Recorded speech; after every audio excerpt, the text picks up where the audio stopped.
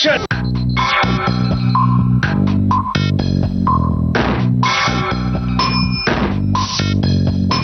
नमस्कार।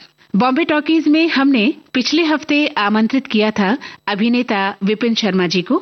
इनसे बातचीत की है जयंत पात्रिकर ने। आइए सुनते हैं इसका दूसरा और अंतिम भाग।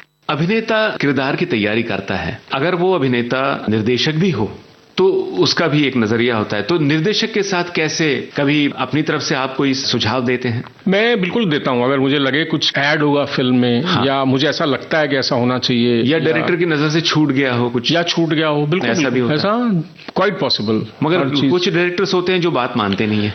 हाँ, फिर आप चुप रहते हो, आप बोलते हो ठीक है मेरी, क्योंकि निर्देशक is the boss. Yes, he is the pilot, he is driving the whole ship, he is the one. तो यू लेट गो। हो सकता है आप गलत हो लॉन्ग रन में, हो सकता है आप फिल्म देखो और आपको भी लगेगा यार नहीं मेरा आइडिया शायद गलत ही था, या सही भी हो सकता है। हाँ। मुझे याद है मैंने एक फिल्म की थी, उसमें मैं जब एक सीन कर रहा था मुझे समझ में नहीं आ रहा था कि मैं यहाँ कैसे पहुंच गया। तो मैंने बोला भी, मैंने कहा ये मुझे समझ में नहीं आ रहा कि मैं क्यों कर रहा हूँ ये सीन, या मैं इनके साथ कैसे मिल गया, इनको तो मैं जानता तक नहीं।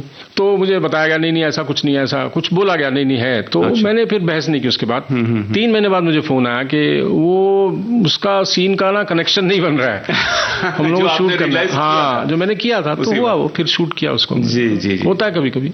अगर ये कहानी आप बनाते तो फिर शायद आपके नजरिए से वैसी बनती जैसा आप सोच रहे हैं। ऐसा बिल्कुल। क्या बात। चलिए आगे बढ़ने से पहले फिर एक बार इस मोड़ पे आपकी पसंद का गाना, मेरा कुछ सामान। आप इजाजत फिल्म के गाने की बात कर रहे हैं? बिल्कुल। जी, आशा जी का गाया हुआ बहुत खूबसूरत गाना, गुलजार के बोल, R.D. बर्मन का संगीत।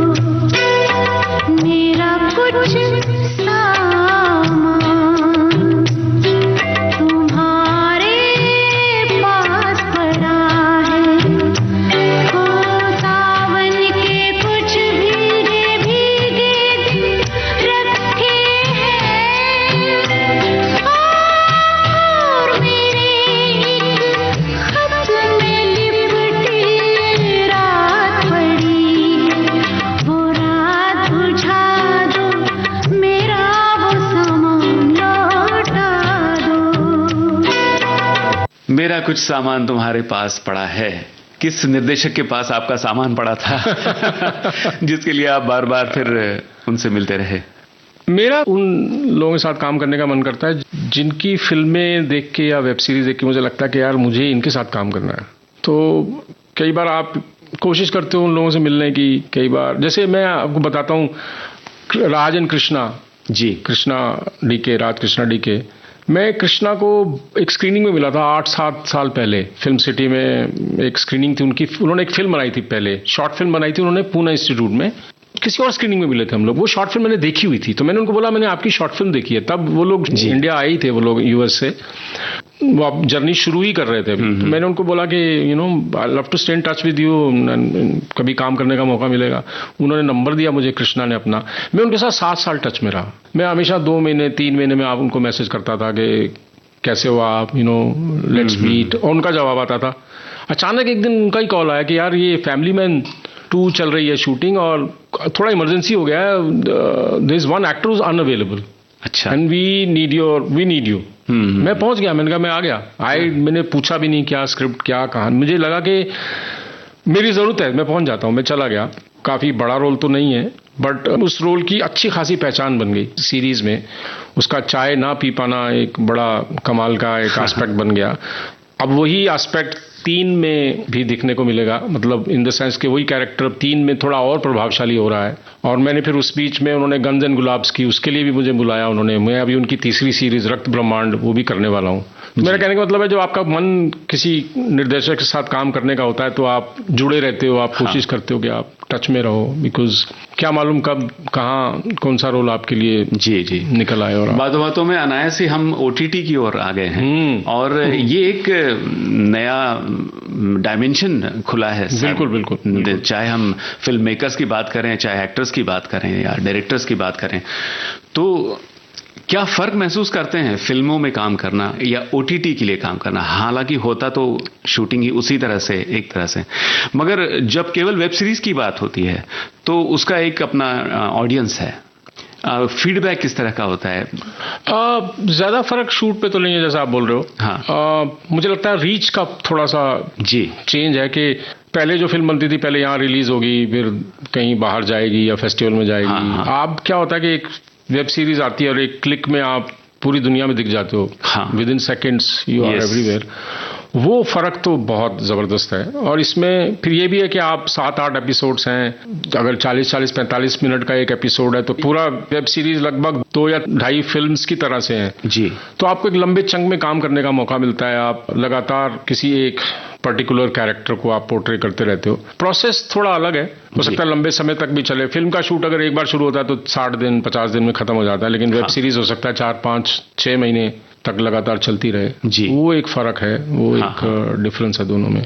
और फिल्मों की मार्केटिंग कुछ अलग तरह से होती है, प्रमोशन अलग है। हाँ। और वेब सीरीज का अलग है। बिल्कुल। या कुछ फिल्में जो केवल ओटीटी के लिए बनती हैं, आजकल तो बहुत सारी हैं जो ओटीटी के लिए बनती हैं, बिकॉज आपका पब्लिसिटी का पैसा बच जाता है जी, आपको इतने पैसे खर्चने नहीं पड़ते, आप अपनी ऑडियंस के साथ सीधा ही जुड़ जाते हो जी। तो चाहने वालों की तरफ से मतलब कुछ फीडबैक आपको मिला हो? Feedback in what sense? OTT की जो भी फिल्में हैं या वेब सीरीज है, हम घर में बैठ के देखते हैं आराम से। फिल्मों के लिए हमें खासतौर से सिनेमा हॉल पे जाना पड़ता है। हाँ, उसमें अभी एक फिल्म आई थी, सिर्फ एक बंदा काफी है। हाँ। वो बड़ी इंटरेस्टिंग एग्जांपल था कि पहले प्लान था उसको रिलीज करने का, फिर वो प्लान नहीं काम आया, बना नहीं है, क्या भी हुआ, लेकिन ओटीटी पे वो फिल्म बहुत जबरदस्त हिट हो गई थी जी। तो ऐसा कई लोगों का मानना था कि अरे इस पिक्चर को रिलीज करना चाहिए था। फिर उस फिल्म को थोड़ा सा रिलीज भी किया गया था सिनेमा हॉल में, लिमिटेड रिलीज भी किया गया था। तो आप उसको सेंस नहीं कर सकते कि कोई फिल्म ओटीटी पे चलेगी और बहुत चलेगी और सिनेमा हॉल में नहीं चलेगी, या सिनेमा हॉल में बहुत चलेगी ओटीटी पे हो सकता ना चले। ये प्रेडिक्शन थोड़ा सा मुश्किल है, ये एक ऑब्जर्वेशन तो ये तो है। ओटीटी पे अब जितने जॉनर अलग अलग तरह के आ रहे हैं, बिल्कुल हम उसकी भी बात करेंगे, मगर फिर एक बार वो मोड़ आ गया है कि जहां आपकी पसंद का एक गाना सुना जाए। लंबी जुदाई सुनते हैं रेशमा की आवाज में जी, हीरो फिल्म से जी। आइए सुनते हैं।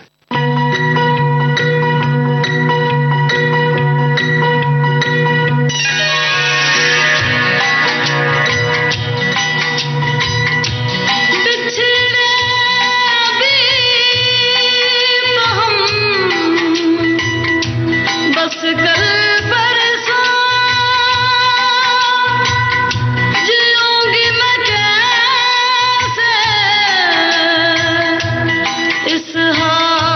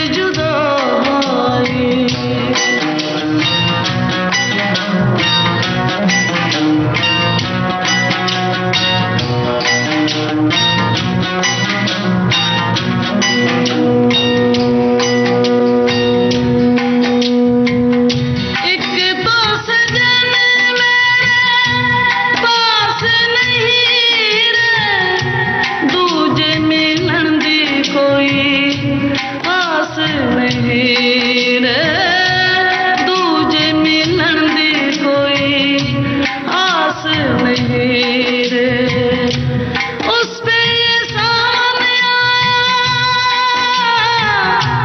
उस पे ये सामने आया आग लगाए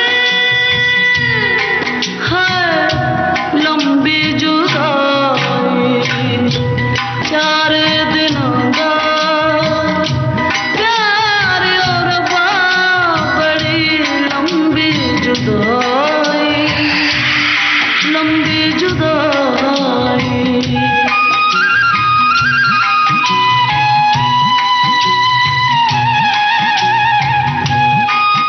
क्या बात है, बहुत अच्छे गीत आप सुनवा रहे हैं हमारे श्रोताओं को। हम ओटीटी की बात कर रहे थे विपिन जी, और ओटीटी पे जितनी भी फिल्में आ रही हैं और वेब सीरीज आ रही हैं, इस पर कभी कभार देखते समय लगता है कि किसी तरह का नियंत्रण जो होना चाहिए था वो नहीं है। बहुत ज्यादा जो है शाब्दिक हिंसा भी होती है, और कहानी का प्रेजेंटेशन जिस तरह से होना चाहिए और फिल्मों में जैसा एक कंट्रोल होता है सेंसॉर का, वो ओटीटी पर देखने को नहीं मिलता। सारी मर्यादाएं जो है तोड़ दी गई हैं, ऐसा लगता है कई बार। और फिर ओटीटी जो है आपके घर में लैपटॉप पर अवेलेबल है, टीवी पे आप देख रहे हैं, तो साथ में फैमिली पूरी बैठी हुई है। आपको क्या लगता है एक फिल्मकार की नजर से? मैं थोड़ा अलग सोच वाला आदमी हूँ। मुझे मोरल इश्यूज मेरे हैं नहीं, मैं बहुत ज़्यादा विश्वास नहीं करता। कोई चीज़ आप फैमिली के साथ देख रहे हो तो आपको उसके बारे में पहले से पता होना चाहिए कि आप फैमिली के साथ बैठ के क्या देखने वाले हो। अगर आपको नहीं देखना है तो मत देखिए आप। मेरा कोई ऐसा जजमेंट नहीं है मोरल। मेरी प्रॉब्लम अलग है। हाँ। मेरी प्रॉब्लम ये है कि मुझे क्या लगता है कि अभी हमारा जो ओटीटी है एक सैचुरेशन पॉइंट आ गया है, क्योंकि पैंडेमिक के समय सब लोगों ने देखा, सब लोग को कुछ था नहीं और अब वो खत्म हो गया अचानक से। अभी क्या लग रहा है मुझे, मेरा सबसे बड़ा, अगर आप मेरे से क्रिटिसिज्म की बात करते हो, मुझे हर चीज एक जैसी लगने लगी है। मुझे हर वेब सीरीज एक जैसी लगती है, उसका कॉस्ट्यूम डिजाइन एक जैसा लगता है, उसकी फोटोग्राफी एक जैसी लगती है, उसके एक्टिंग का स्टाइल एक जैसा लगता है। मुझे डिजाइन बिल्कुल दिखता नहीं वेब सीरीज में। मेरा सबसे बड़ा प्रॉब्लम ये है। कुछ फिल्म मेकर्स को छोड़ के मुझे लगता है हर चीज एक जैसी लगने लगी है, और उसका कारण शायद यही है कि चूंकि इतनी ऑडियंस बढ़ गई, इतना स्कोप बढ़ गया कि जल्दी जल्दी में जब आप चीजें बनाने लगते हो ना जी, एक फैक्ट्री मेड, हाँ, सब चीजें ऐसे मार्केट में एक जैसी लगने लगी हैं जी। वो मुझे वहां सबसे ज्यादा प्रॉब्लम होती है। बाकी सेंसरशिप, मर्यादा, ये तो बहुत ही पर्सनल इश्यूज हैं। आई मीन मैनुअल पे बहुत चर्चे हुए, कुछ लोगों ने बहुत अच्छा कहा, कुछ लोगों ने बहुत बुराई की। मैंने देखी नहीं फिल्म, और मैंने शुरू में ही तय कर लिया था कि मैं नहीं देखूंगा, मुझे नहीं देखनी है फिल्म। अच्छा, बस उसका फ्रीडम है, जिसने बनाई है अब उसने बनाई है। मेरे पास बोलने के लिए ज्यादा है नहीं वहां कुछ। मैं मानता हूं कि आप अपने हिसाब से, आपकी अपनी एक सेंसरशिप होती है, आप उसको रखो, आप उसका ध्यान रखो। आप मगर संवेदनशीलता ना हो तो फिर वो कलाकार कैसा? नहीं, कलाकार तो अभिनेता भी है। संवेदनशीलता भी तो बड़ी वो है ना, रिलेटिव है। हाँ। कुछ लोग बिल्कुल संवेदनहीन है। अब जो लोगों को मारते हैं सड़कों पे किसी भी कारण से, उनको सपोर्ट भी मिलता है, तो आप कौन सी संवेदनशीलता को बोलेंगे कि ये वाली ठीक और ये वाली गलत है? विपिन जी, ओटीटी की हम बात कर रहे थे। जिस तरह की फिल्में यहाँ पे बन रही है, जिस तरह की वेब सीरीज इसमें देखने को मिलती है, आप एक लेखक भी हैं, तो एक लेखक के रूप में आप कुछ करना चाहेंगे, या आपने जो किया है? मैं बात कर रहा हूँ पीआई मीणा की। आपने इसका लेखन भी किया है। मैंने डायलॉग लिखे थे इसके जी, और उसकी भी बड़ी इंटरेस्टिंग कहानी है। पैंडेमिक शुरू नहीं हुआ था अभी, और हम लोग इस पे काम कर रहे थे, तो मैं सोच रहा था कि ये बड़ा इंटरेस्टिंग सब्जेक्ट है, वायरस, ये बड़ा लगता था कि यार ये कमाल, मतलब ये अजीब ही दुनिया है। हाँ। और लिखते लिखते अभी हम लिख ही रहे थे, ये पैंडेमिक शुरू हुआ, तो मुझे बड़ा अजीब लगा। मैं जब लिख रहा था ये सोचता था ऐसा कहाँ होता होगा, कभी हुआ होगा स्पेनिश फ्लू और ये कभी हुआ होगा, ऐसा कहाँ होता है। और करते करते करते मेरे देखते देखते, ये लिखते लिखते जब हम बस खत्म करने ही वाले थे, पैंडेमिक शुरू हो गया। तो इसकी लिखावट भी एक बड़ी मेमोरेबल चीज़ है मेरे लिए, कि ऐसी चीज़ जो लगता था कि कभी हो ही नहीं सकती, तो हम पन्ने पे फिक्शन की तरह से लिख रहे थे, सडनली रियल हो गई। बहुत ही स्केरी था वो, तो उसी दौरान लिखा गया था ये। इसके अलावा मैंने एक फिलॉसफी है अद्वैतवाद, जिसपे मैं काफ़ी विश्वास करता हूँ जी। अद्वैतवाद का रिलीजन से कोई लेना देना नहीं। अद्वैतवाद बेसिकली ये बात बोलता है कि हम सब एक हैं, एसेंस में हम सब एक हैं। मैं एक्टर हूँ ये दुनिया के लिए, पर इनसाइड एज एन एसेंस में कुछ और हूँ। उसी तरह से हर एक का जो आइडेंटिटी हम लोग बनाते हैं कि डॉक्टर हो या इंजीनियर हो या जो भी हो आप, वो आइडेंटिटीज का मतलब कुछ भी नहीं है एक्चुअली। जी। वो आइडेंटिटीज तो हमने ओढ़ रखी है, हमने अपने लिए हम लोग उनको यूज करते हैं, but inside in essence all nature, all human beings are same. अद्वैतवाद, नॉन डुअलिज्म की जो फिलॉसफी है, तो मैंने इसी के आधार पे एक स्क्रिप्ट लिखी है। अच्छा। सिराना नाम से, जिसे मैं बनाना चाहता हूँ। तो मैं भी कोशिश कर रहा हूँ आजकल के, अगर मुझे कहीं से फंडिंग मिले तो मैं उसको बनाऊंगा। और एक आइडेंटिटी हमारी जो हम बना के रखते हैं, जो सच्ची नहीं होती है एक तरह से, सच्ची होती है बट एक तरह से नहीं होती है, because in essence human beings are something else. अच्छा। तो उसको मैंने एक एक्टर के पॉइंट ऑफ व्यू से देखा है कि कैसे एक आदमी है जो एक्टर नहीं है, वो अपने आप को एक्टर मानता है। अच्छा। तो वो अद्वैतवाद की फिलॉसफी को मैंने उसके ऊपर थोड़ा मैप किया है कि जैसे हम मानते हैं कि हम ये हैं, पर असल में हम हैं नहीं। वाह। तो उस पे एक मेरी एक स्क्रिप्ट काफी इंटरेस्टिंग लग रहा है। काफी दोस्तों ने काफी सराहा है, और मैं कोशिश कर रहा हूँ कि ये फिल्म बन जाएगी तो अच्छा रहेगा। जी जी। लेखक कुछ लिखने से पहले बहुत कुछ पढ़ता है, तो वो जो प्रोसेस है, बहुत पढ़ने के बाद, बहुत सुनने के बाद, बहुत कुछ अनुभव करने के बाद वो हाथ में कलम उठाता है, उस प्रोसेस के बारे में बात करेंगे, मगर उससे पहले आपकी पसंद का एक गाना, सुनिधि चौहान जी का ये गीत।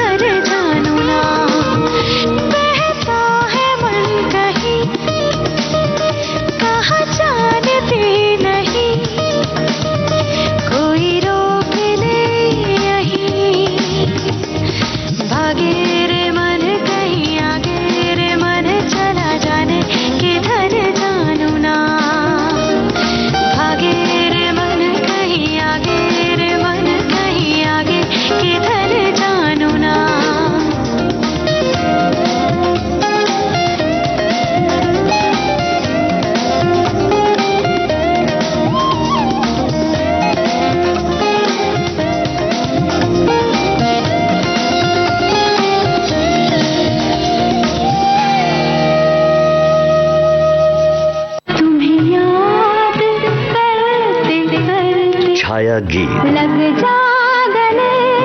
हिंदी फिल्म संगीत के स्वर्णिम युग की एक संगीतमय यात्रा। तेरे मेरे सपने अब पुराने दिनों की मनमोहक धुनों में गोता लगाएं, सुरों के पंख लगाकर आसमां में उड़ उड़ जाएं। भीगी भीगी रातों में मीठी मीठी बातों में। याद रहे, ये वो कैप्सूल है जो धुनों को, आवाज को और यादों को जीवंत रखता है। इश्क से कह दो कि ले आए नहीं से सावन, प्यास भड़की है सरे शाम से, जलता है बदन। तो विपिन जी, हम बात कर रहे थे लेखन की, कि लेखक लिखने से पहले बहुत कुछ पढ़ता है, अनुभव करता है, बहुत दुनिया देखने के बाद और उन अनुभवों के बाद वो जो सोचता है, वो थॉट प्रोसेस क्या होती है कि फिर वो लिखने लगता है।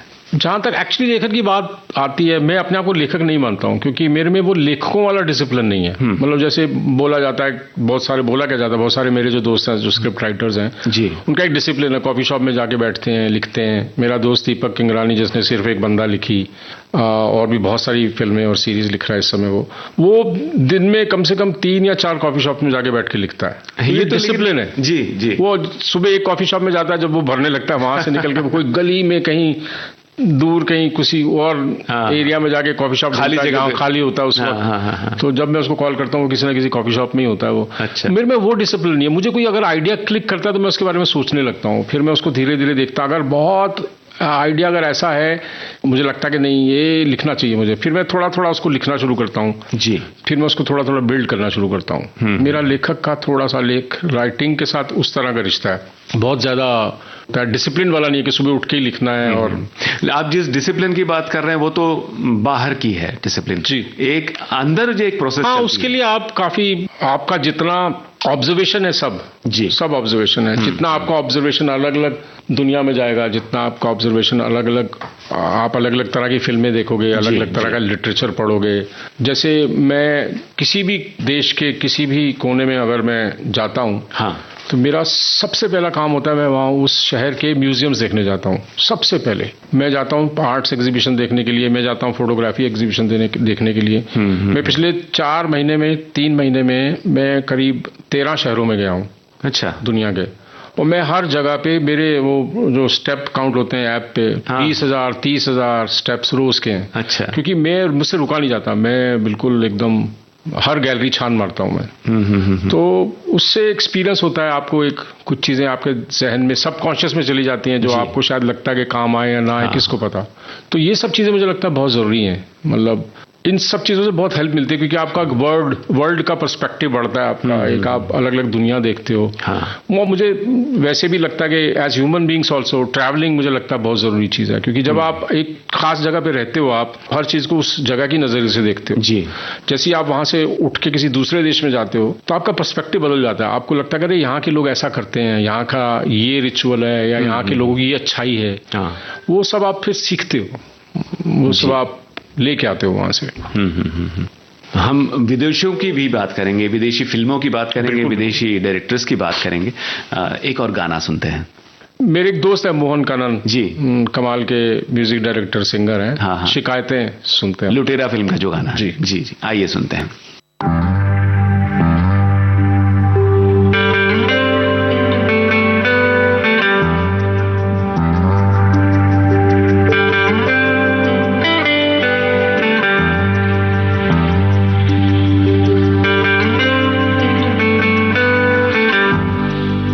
शिकायतें मिटाने लगी, सुबह बेदाग है, सुबह बेदाग है, जो बर्फ को गलाने लगी।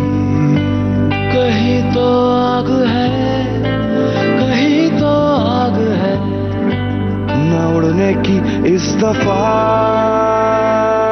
ठानी, परिंदों ने भी वफा जानी, अंधेरे को बाहों में लेके उजाले ने घर बसाया है। चुराया था जो चुकाया है, शिकायतें मिटाने लगी। सुबह बेदाग है जो बर्फ को गलाने लगी।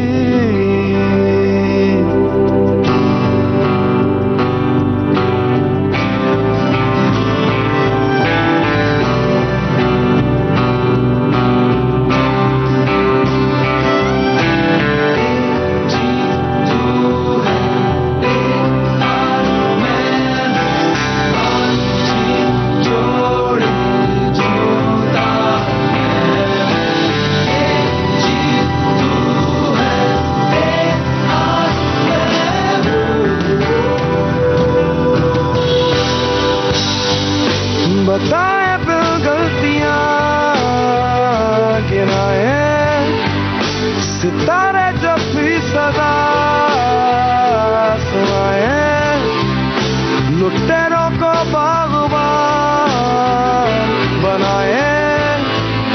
नसीबों की बात है, नसीबों की बात है।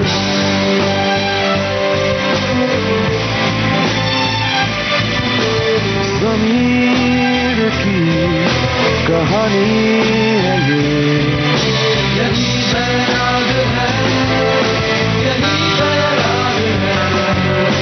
शिकायतें मिटाने लगी। गाना तो था शिकायतें, जिंदगी से कोई शिकायत रही है आपको? बहुत सारी है। जो बता सकते हैं बताइए। उस पर 2-3 शोज करने पड़ेंगे। मगर शिकायत की वजह तो होती होगी। शिकायत तो हमेशा यही रहती है कि काश कैसे करके मेरे पास 4-5 करोड़ आ जाए, मैं 2-3 फिल्में बना लूं जो। अच्छा, वो शिकायत है मेरी। क्योंकि बहुत सी आइडियाज दबी पड़ी हैं। हाँ, और उन्हें फिल्म के फॉर्म में निकालना है। शिकायत यही होती है जनरल लाइफ में। जो करना था वो कर नहीं पाया। हम इस गीत से पहले बात कर रहे थे विदेशों की, विदेशी फिल्मों का अनुभव। बहुत सी फिल्में आपने देखी है, बहुत से डायरेक्टर्स के बारे में आप पढ़ते रहे हैं। उनका अगर हम अपनी भारत की जो फिल्म सिस्टम है उससे कुछ कंपैरिजन किया जाए, तुलना की जाए एक तरह से, क्या आप फर्क महसूस करते हैं? मुझे बड़ा इट्स वेरी रिवॉर्डिंग कि आप बाहर की फिल्में देखते हो, आप एक दूसरा नजरिया देखते हो। हाँ। आप एक दूसरी विजुअल वोकैबुलरी देखते हो। जी। हमारी ओवरऑल एक्टिंग थोड़ी सी लार्जर देन लाइफ है हमारे पूरे देश में। जी। बाहर के मुल्कों की एक्टिंग थोड़ी सी नहीं, काफी सटल है, काफी जी इनर है, काफी फेल्ट है, थोड़ा सा एक रियलिज्म या जी नेचुरलिज्म या जो भी बोले आप उसको। हमारे यहाँ यथार्थवाद एक पैरेलल सिनेमा के तौर पे हाँ काफी हाँ उस एग्जैक्टली लेकिन फिर भी मुझे लगता है हम अभी एक्टिंग का जहाँ तक बात आती है एक्टिंग की, अभी विदेशों में, वेस्ट में, इवन आप चाइनीज फिल्म देखो, आप कोरियन फिल्म देखो, आप इवन पाकिस्तानी प्लेज हमारे यहाँ इतने पॉपुलर क्यों हुए? इसीलिए हुए कि वो वहाँ की एक्टिंग और हमारी एक्टिंग में बहुत फर्क है। हमारा थोड़ा सा मामला, हम लोग थोड़े लाउड वाले वो है।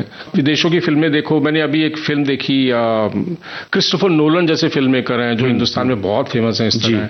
फिल्म मेकर्स देखिए, वुडी एलन देखिए, वेस्ट के जो एक कमाल की फिल्में बनाई उन्होंने।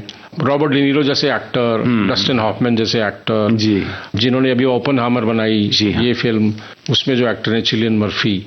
आप जब ये सारी परफॉर्मेंसेज देखते हो तो आपको नया आइडिया मिलता है कि राइटिंग ऐसी भी हो सकती है, एक्टिंग ऐसी भी हो सकती है। जी। तो एक ग्रोथ के लिए, फिल्म मेकर के ग्रोथ के लिए, भले ही आप एक्टर हो, मुझे लगता है कि ये सब चीजें, इन सब चीजों को देखना, इन सब चीजों को जज्ब करना बहुत जरूरी है, बिकॉज आप बहुत कुछ सीखते हो बाहर की दुनिया से। आप जिन दिनों राष्ट्रीय नाट्य विद्यालय में पढ़ते थे, वहाँ भी कई फिल्मों के बारे में पढ़ाया जाता है कि पैरेलल सिनेमा खास तौर से, या एफटीआई में जैसे कोर्सेस होते हैं, उसमें भी ये यथार्थवादी फिल्में भारत की और विदेशियों की फिल्में जिनका आप जिक्र अभी कर रहे थे, जिन डायरेक्टर्स का, इनकी फिल्में देखने के बाद में फिर आपको लगता था कि ये एक रोल था जो मुझे करना चाहिए था, या क्या मुझे कभी करने को मिलेगा ऐसा कोई रोल? हमारे यहाँ प्रोसेस नहीं है वो वाला। अच्छा। उस तरह की फिल्में हमारे यहाँ बनने का प्रोसेस नहीं है, हम बहुत जल्दी में काम करते हैं। हाँ। वो प्रोसेस में टाइम लगता है। जैसे अगर मान लीजिए वहाँ एक स्क्रिप्ट लिखने में 1 साल लगेगा, तो आप अंदाजा लगा सकते हैं कि बाकी चीजों करने में कितना टाइम लगता है। हमारे यहाँ जल्दी 2-3 महीने में एक स्क्रिप्ट बन जाती है। हाँ। ज्यादातर तो इतना टाइम नहीं होता कि आप उतनी डिटेल में जाएं। फर्क सिर्फ डिटेल में जाने का और कुछ नहीं है, फर्क सिर्फ टाइम लगाने का और कुछ भी नहीं है। उतना गहराई में जा नहीं पाते हम, नहीं जा पाते हम। आपकी जो योजनाएं हैं कि मुझे अगर मौका मिला, अभी आप कह रहे थे कि मुझे कहीं से मिल जाए 8-10 करोड़ तो सारी आइडियाज अपनी उंडेल दूं फिल्मों में, मैं अभी शायद बोल रहा हूं नहीं कर पाऊंगा शायद। हाँ। क्योंकि सिस्टम वही है, आप उस सिस्टम से बाहर जाके कुछ कर नहीं सकते। तो मान लीजिए फॉर एग्जांपल अगर मैं भी चाहूं किसी एक्टर को बोलूं यार 6 महीने इस पे जम के डिटेल में जाते हैं, तो मुझे लगता मुश्किल होगा। बात सिर्फ मेरी नहीं है, बात एक पूरे स्ट्रक्चर की है जी। जिसको बदलने के लिए थोड़ा सा मुश्किल है। थोड़ी गंभीर सी चर्चा हो गई अचानक। चलिए गीत की ओर बढ़ते हैं। एक और गीत आपकी पसंद का, आओगे जब तुम साजना। आप जब वी मेट फिल्म के गाने की बात कर रहे हैं, जो उस्ताद राशिद खान साहब की आवाज में। बिल्कुल, आइए सुनते हैं।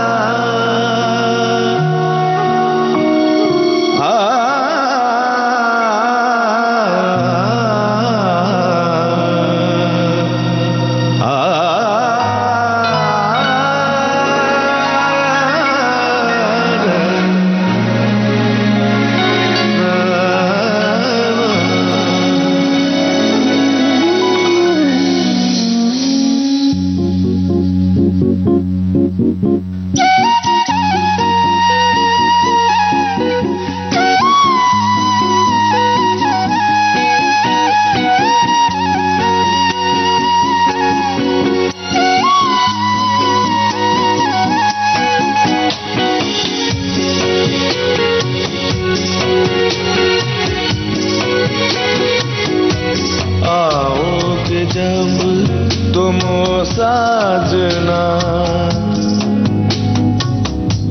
आओगे जब तुम साजना, अंगना फूल खिलेंगे, बरसेगा सावन, बरसेगा सावन, झूम झूम के दो दिल ऐसे मिलेंगे। आओगे जब तुम साजना, अंगना फूल खिलेंगे।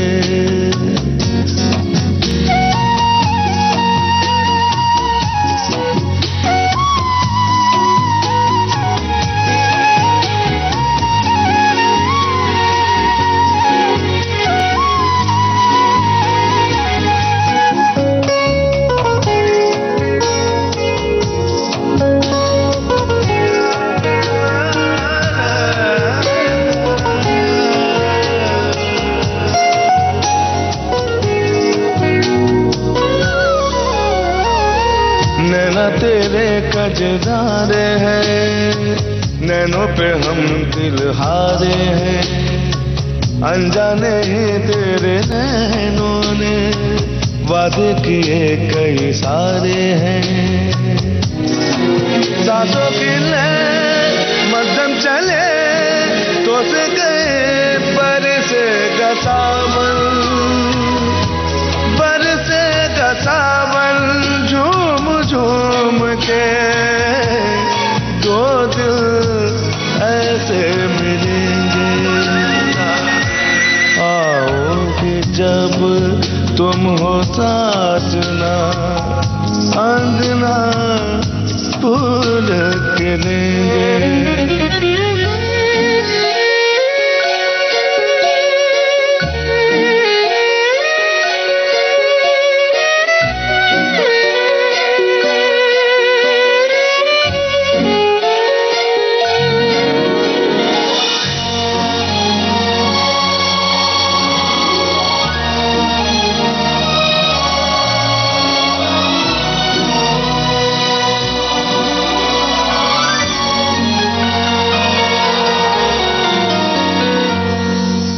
गा प ब सा सा रे गा गा, चंदा को ताकू रातों में, है जिंदगी तेरे हाथों में, पलकों पे झिलमिल तारे हैं, आना भरी बरसातों में सपनों का जहां होगा खिला खिला बरसेगा सावन झूम झूम के दो दिल ऐसे मिलेंगे।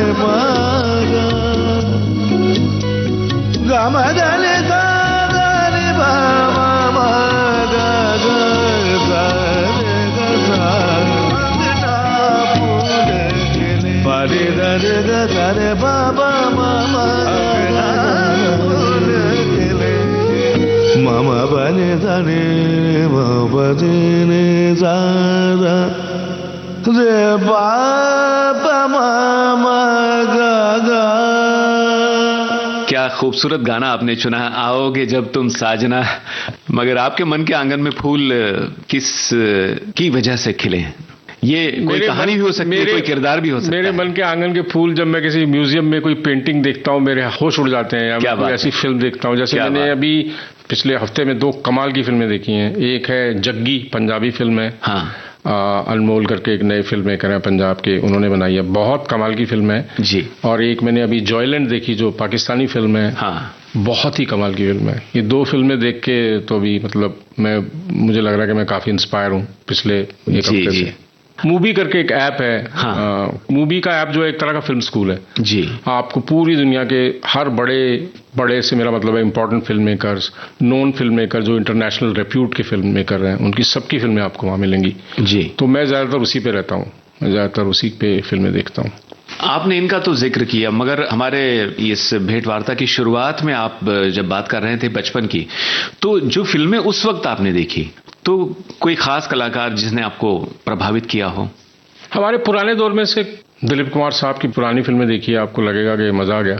बलराज साहनी जी, नसीर भाई की काफी पुरानी फिल्में, सई परांजपे जी की पुरानी फिल्में जी जी, कुंदन शाह, वाह, श्याम बाबू की बहुत सारी फिल्में,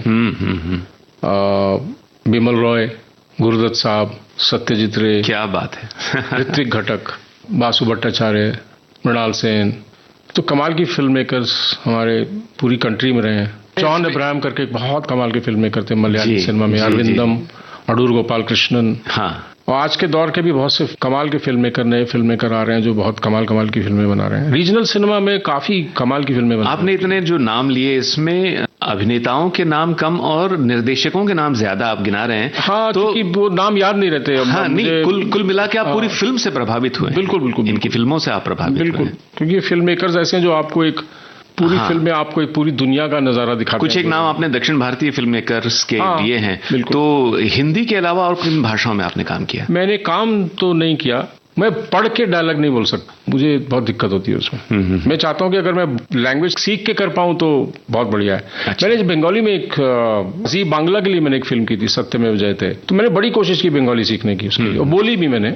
लेकिन एक भाषा के साथ आप थोड़ा सा भाषा टाइम लगता है सीखने में, समय लगता है, थोड़ा नहीं काफी टाइम लगता है। तो 2-3 महीने में या 4 महीने में एक्सेंट पकड़ के अगर आप रोल करना चाहोगे तो मेरे से होता नहीं वो, मैं थोड़ा उसमें वीक भी हूँ, मैं नहीं कर पाता उतना परफेक्शन फिर उसमें। हाँ, नहीं, मुझे लगता है कि लैंग्वेज जब तक आप अच्छी तरह से ना, मराठी में बहुत अच्छी फिल्में बनती हैं, बड़ा मन मराठी सीख के फिल्म करूं, लेकिन मुझे मालूम है कि अगर ऐसा कोई मौका मिलेगा भी तो मुझे काफी टाइम लगेगा। नहीं तो जल्दी जल्दी में वो आप एक्सेंट पकड़ सकते हो, पर एक लैंग्वेज की अपनी एक नुआंस होता है जो बिल्कुल बोलने वाला भाव आना चाहिए। हाँ, बिल्कुल। यस। एक और गीत आपकी पसंद का? कैसी पहेली सुना दीजिए सुनिधि जी का। परिणीता फिल्म से जी। क्या बात है, आइए सुनते हैं।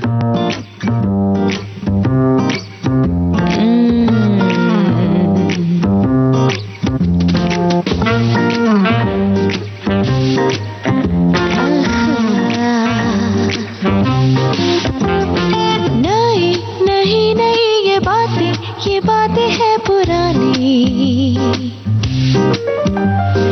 कैसी पहेली है ये, कैसी पहेली जिंदगानी। थामा हारों का इसको किसने, हाँ ये तो बहता पानी। कैसी पहेली है ये, कैसी पहेली जिंदगानी। ला ला ला ला ला ला ला ला। Zu zu zu zu zu zu zu zu. पीले इसे इसमें नशा, जिसने पिया वो गम में भी हंसा। पल में हंसाए और पल में रुलाए ये कहानी। कैसी पहेली है ये, कैसी पहेली जिंदगानी। थामा हारों का इसको किसने, हाँ ये तो बहता पानी। कैसी पहेली है ये, कैसी पहेली जिंदगानी।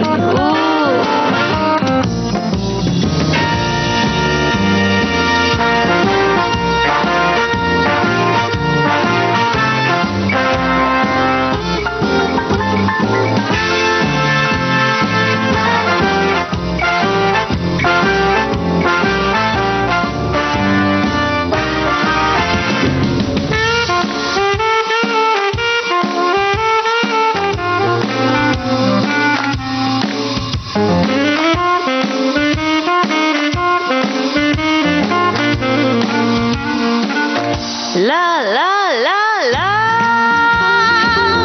la la la la. Zoo zoo zoo zoo zoo zoo zoo zoo zoo. आँखों में गए सपना नया, आंसू तेरा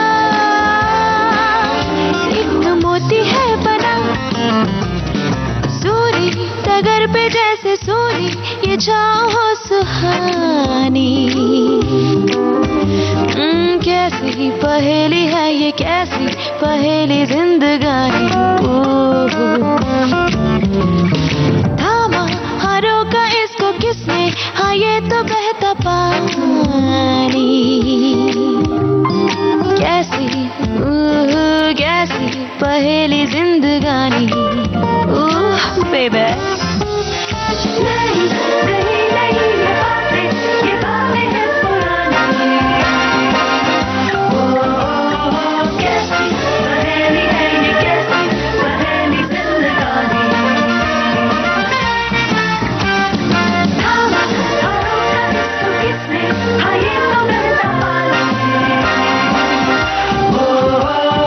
कैसी पहेली है ये, कैसी पहेली जिंदगानी।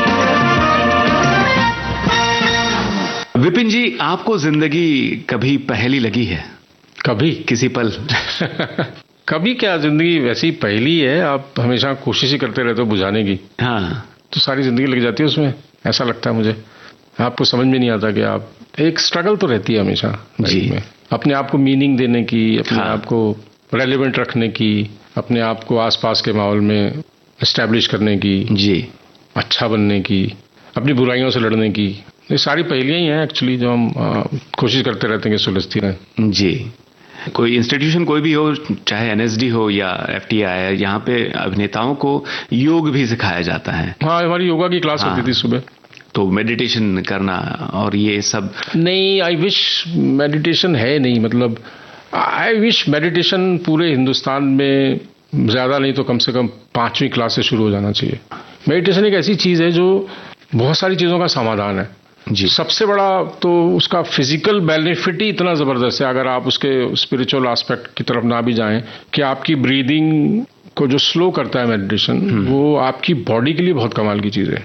बाकी सब चीज़ों को भी अगर आप छोड़ दें, जी, आपके पूरे सिस्टम के लिए बहुत कमाल की चीज़ है। और फिर उसमें अगर आप ब्रीदिंग के साथ साथ फिर आप धीरे धीरे अगर उस मेडिटेशन की तरफ जाएं, रिजल्ट्स तो बहुत कमाल के हैं। अब तो हमारे पास रिसर्च बेस्ड एविडेंस भी है कि मेडिटेशन करने से हमारी बॉडी में कहाँ क्या होता है जी। और मोस्ट हेल्दी है, मोस्ट स्पिरिचुअल है। आप पूरी दुनिया को, हमारी दुनिया की सबसे बड़ी प्रॉब्लम क्या है इस समय? हेटरेट। हम लोग एक नफरत के दौर से गुजर रहा है पूरा दुनिया जी। पूरे विश्व इस समय एक नफरत के दौर से गुजर रहा है। तुम्हारे भगवान से बड़ा भगवान मेरा, तुमसे मेरा, ये अच्छा। हम लोग कंपैरिजन में एक दूसरे को मार रहे हैं। ये सब चीजें रहेंगी ही नहीं अगर मेडिटेशन हम लोग बचपन से करेंगे तो। क्योंकि आपकी एकाग्रता आपको इतना अंदर ले जाती है कि आप दुनिया से कनेक्ट करते हो। हम दुनिया से इसलिए कनेक्ट नहीं हो पाते कि हम सारी चीजों को अपने से बाहर देख रहे हैं जी। तो जब हम बाहर देख रहे हैं तो बाहर तो सब बाहर ही दिख रहा है ना, तो बाहर का तो रियल है ही नहीं। जो रियल है वो तो अंदर है। अंदर है। तो जितना अंदर जाएंगे, अंदर झांकेंगे, दुनिया जितना अंदर झांकेगी जी, दुनिया बेहतर होती जाएगी। काश ऐसा हो जाए। जी जी। थियरी भी है एक्टर प्रिपेयर्स, इसलिए पूछ रहा हूं कि आपने अद्वैतवाद की भी बात की थी।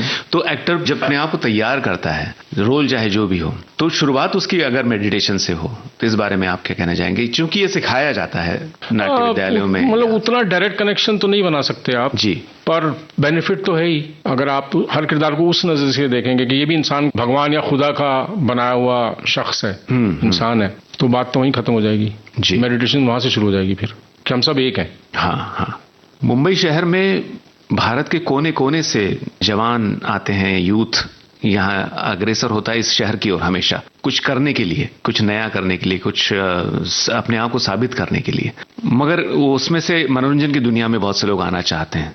अपने अनुभवों से क्या उन्हें बताना चाहेंगे? मुझे लगता है ज्यादातर लोग, शायद बहुत से लोग अभी भी एक फॉर्मल ट्रेनिंग का मतलब अभी भी नहीं जान पाए हैं। लोगों को ज्यादातर लगता है कि जल्दी से 2 महीने में कुछ एक वर्कशॉप कर लें और राइटिंग की वर्कशॉप कर लें, 1 हफ्ते की, 2 हफ्ते की, 1 महीने की, एक्टिंग की 1-2-3 की वर्कशॉप 10 दिन 15 दिन की कर लेते हैं तो कुछ हो जाएगा। वहां पे मुझे लगता है ज्यादातर नुकसान जो लोग आने के बाद थोड़ा भटक जाते हैं। बहुत सारे लोग आते हैं लेकिन उसमें कुछ चंद लोग ही आगे बढ़ पाते हैं। हाँ, तो वो शायद उसमें चंद लोगों की संख्या और बढ़ेगी अगर लोग ये रियलाइज करेंगे ट्रेनिंग का एक पर्पस है, ट्रेनिंग की एक अहमियत है। एक बार अपने आप को देख लेंगे, सिस्टमैटिकली आप किसी चीज को जब पढ़ते हो, आप समझते हो, उससे बहुत फर्क पड़ता है।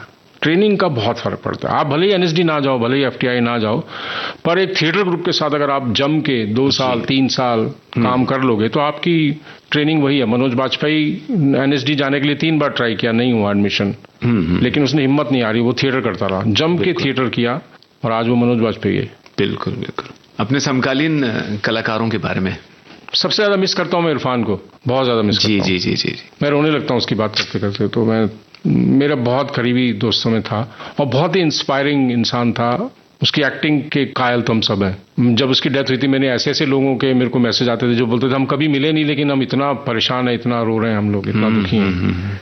मेरे लिए सबसे बड़ा आसपास के माहौल में जब मैं देखता हूं तो मैं बड़ा खुशकिस्मत हूं कि मैं उसको बहुत पर्सनली जानता था। पान सिंह तोमर में साथ काम किया और हम लोग काफी करीब दोस्त। मुझे आज भी उसके बहुत सपने आते हैं। वो हर 2 हफ्ते में, 1 हफ्ते में उसका एक सपना मुझे आता ही आता है, उसको नहीं भूल पाऊंगा मैं। जी। विपिन शर्मा के फ्यूचर प्लान्स क्या है? मेरा फ्यूचर प्लान यही है कि मैं चाहता हूं कि अपनी फिल्म सिराना को बनाना। मेरी एक और स्क्रिप्ट है, उस पर मैं काम कर रहा हूं। 1-2 शॉर्ट फिल्म्स हैं जो काफी डिस्टर्बिंग रियल इंसिडेंट्स पे बेस्ड हैं जी। मैं वो भी बनाने की कोशिश कर रहा हूं। मैं कोशिश कर रहा हूं अपने आप को जितना प्रोडक्टिव, जितना बिजी रख पाऊं जी। और मैं नए फिल्म मेकर्स को बहुत सपोर्ट करता हूं। मैंने काफी सारी शॉर्ट फिल्म्स की हैं मैंने, और मैं प्रोड्यूस भी करता हूं उनको जी। नए टैलेंट को मैं कई बार नए लोगों जो आते हैं मैं उनसे पूछता भी नहीं हूं उन्होंने पहले क्या काम किया है। मैं देखता भी नहीं। अच्छा। मुझे अगर लगता है कि राइटिंग में कुछ बहुत दम है तो मैं बहुत सपोर्ट, बस कहानी में दम है तो मुझे अगर स्क्रिप्ट का आइडिया और स्क्रिप्ट अच्छी लगे तो मैं करता हूं उसको। थोड़ा एनकरेज मिलता है नए लोगों को भी, और वो अपनी जिम्मेवारी भी बन जाती है एक समय के बाद कि आप एक पोजीशन पे आ गए हो तो व्हाई नॉट हेल्प पीपल। और विपिन जी, हमारी इस बातचीत के आखिर में मुझे लगता है कोई फलसफाना गीत हमारे श्रोताओं को आप सुनवाना चाहेंगे। ख्वाजा मेरे ख्वाजा, ख्वाजा मेरे ख्वाजा, दिल में समा जा, शाम का शादू अली का दुलारा ख्वाजा मेरे ख्वाजा दिल में समा जा शाहू का शाहू अली का दुलारा ख्वाजा मेरे ख्वाजा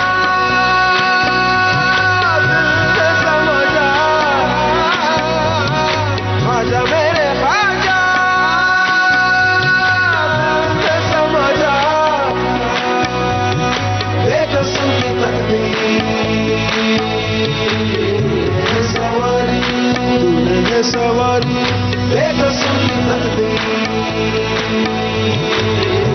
सवारी सवारी है सवारी ख्वाजा मेरे ख्वाजा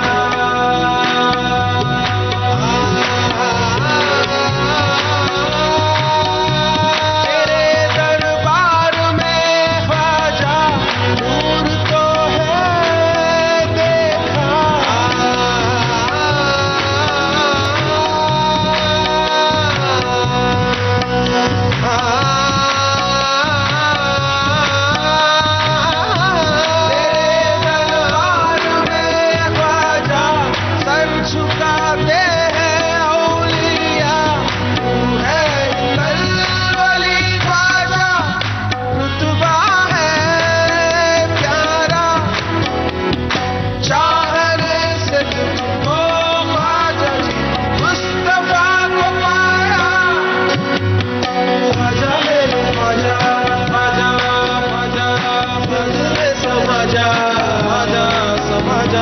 शाहू का शाहू शाहू अली का दुलारा